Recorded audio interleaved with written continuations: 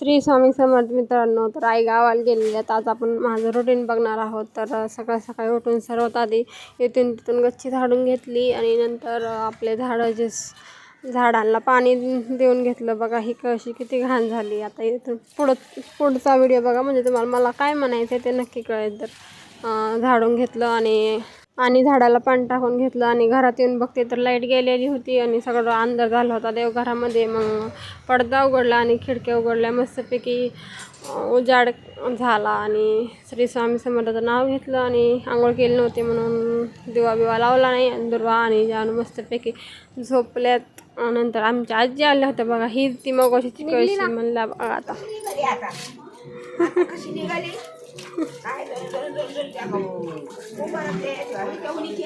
बघितलं का आमच्या आजी सासू कशा बोलत होत्या. तर नंतर सर्व काम झाले होते. मला मम्मीकडे जायचं होतं. तर हे मामा आले होते, आम्हाला पडदे लावायचे होते त्यांच्याकडून, गॅस नीट करून घ्यायचा होता. मग कामं करून घेतले. तोपर्यंत आईकडं जायला उशीर झाला होता. तर मग तिकडं गाईला पिल्लू झालं आहे, मग ते पण बघून घेतलं आणि या मम्मीकडं पण जाऊन आले.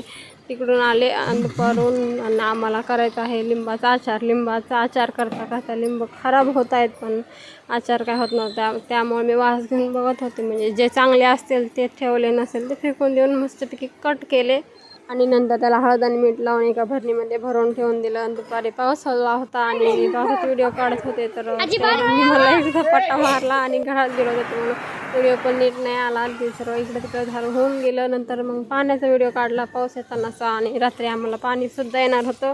तर मग आज यांना लावलं होतं आम्ही कामाला. तर असा तर माझा आजचा दिवस. Bye bye guys.